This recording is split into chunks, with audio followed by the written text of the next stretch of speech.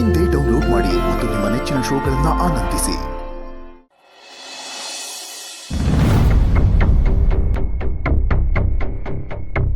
Low ಗೆಳೆಯ, ಯಾಕೋ ಇಷ್ಟೊಂದು ಡಲ್ಲ ಕೂತಿದ್ಯಾ? ಏನಾಯ್ತು ಅಂತ ಹೇಳು. ಲೋ, ನೀನ್ ಈ ತರ ಇದ್ರೆ ನಮಗೂ ಒಂಥರ ಆಗತ್ತಪ್ಪ. ಪ್ಲೀಸ್, ಅದೇನಾಯ್ತು ಅಂತ ಹೇಳ್ಕೊ. ಹೇಳಿ ಮನಸ್ಸನ್ನ ಹಗುರ ಮಾಡ್ಕೊಳ್ಳೋ. ಗೌತಮ್, ಏನಾಯ್ತು? ಏನು ಅಂತ ಹೇಳ್ಕೊ.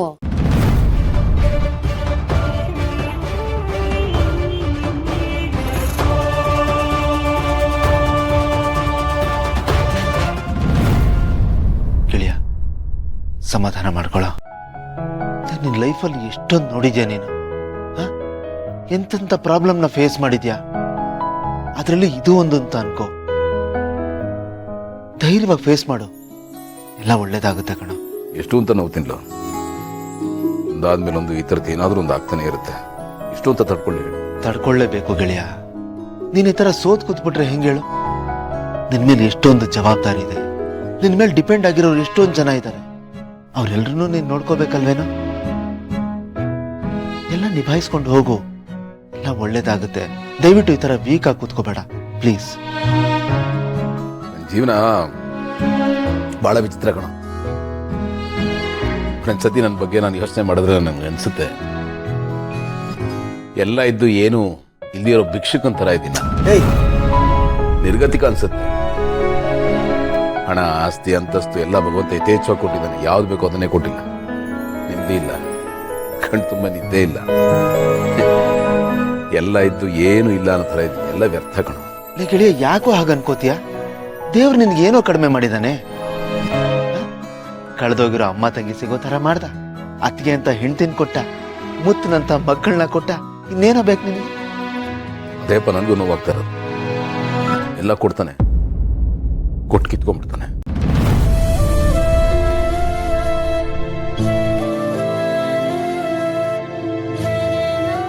ಲೇ ಗೆಳೆಯ, ಏನೋ ನೀನು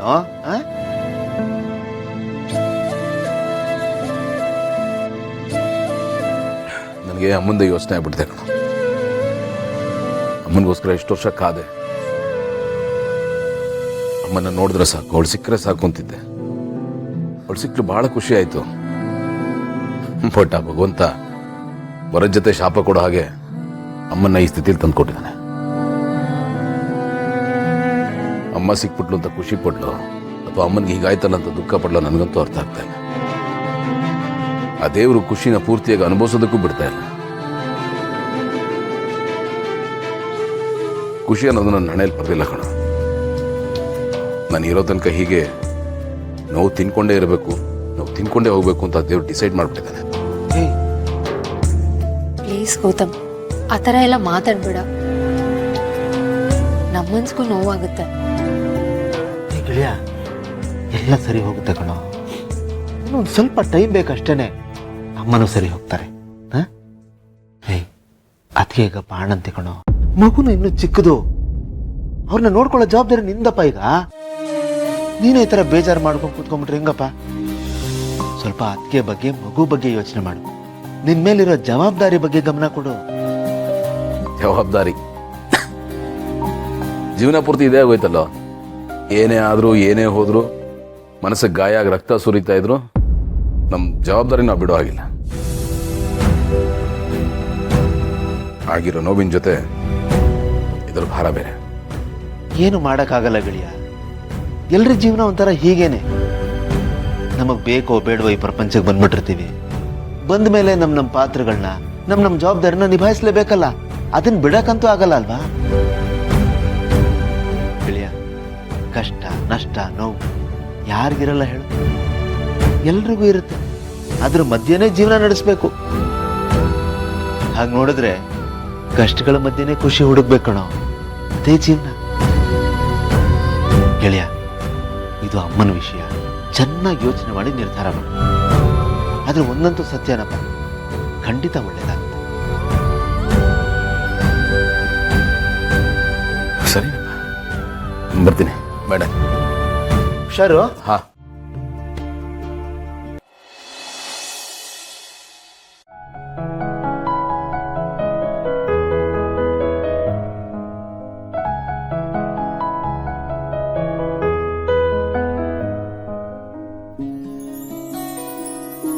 ಎಲ್ಲರೂ ಸೇರಿ ನಿಮ್ಮನ್ನ ಹಾಸ್ಪಿಟಲ್ ಕಳಿಸ್ಬೇಕು ಅಂತಿದ್ದಾರೆ. ಯಾಕೆ ಅಂತ ನಂಗೆ ಅರ್ಥ ಆಗ್ತಿಲ್ಲ.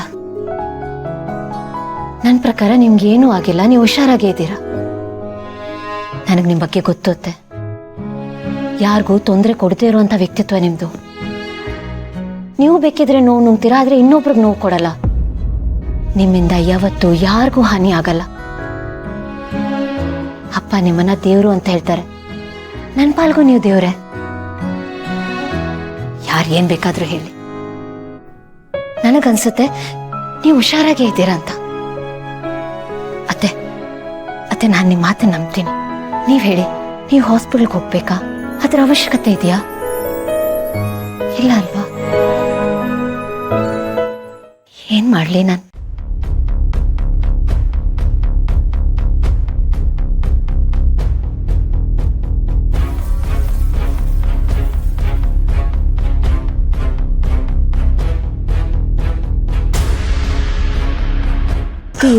ಪ್ರತಿ ಸಲ ಹೀಗೆ ಆಗುತ್ತೆ.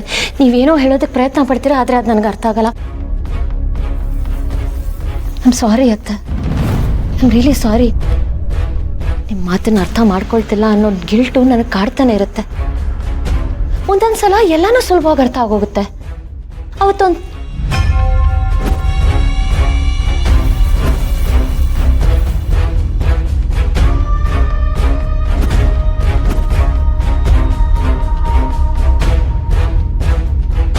ಒಂದು ನಿಮಿಷ ಇರಿ, ಬಂದೆ.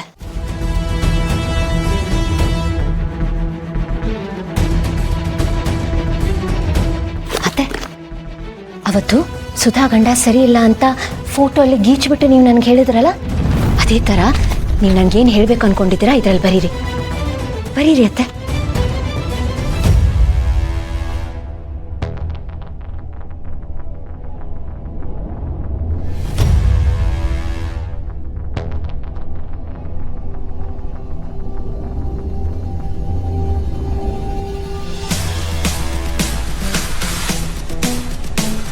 ಸಾರಿ ಅತ್ತೆ, ನೀವೇನು ಬರ್ತಿದ್ದೀರಾ ಅಂತ ನಂಗೆ ಅರ್ಥ ಆಗ್ತಿಲ್ಲ. ಒಂದು ಅಕ್ಷರನೂ ಕ್ಲಿಯರ್ ಆಗಿಲ್ಲ ಅತ್ತೆ. ಸಾರಿ. ನೀವೇನೋ ಹೇಳೋದಕ್ಕೆ ಟ್ರೈ ಮಾಡ್ತಿದ್ದೀರಾ, ಆದರೆ ಇದರಿಂದ ಏನೋ ಒಂದು ರಹಸ್ಯ ಇದೆ. ಅದನ್ನು ನಾನು ತಿಳ್ಕೊಳ್ಬೇಕು ಅಂದರೆ ನೀವು ಹಾಸ್ಪಿಟ್ಲಿಗೆ ಹೋಗಬಾರ್ದು.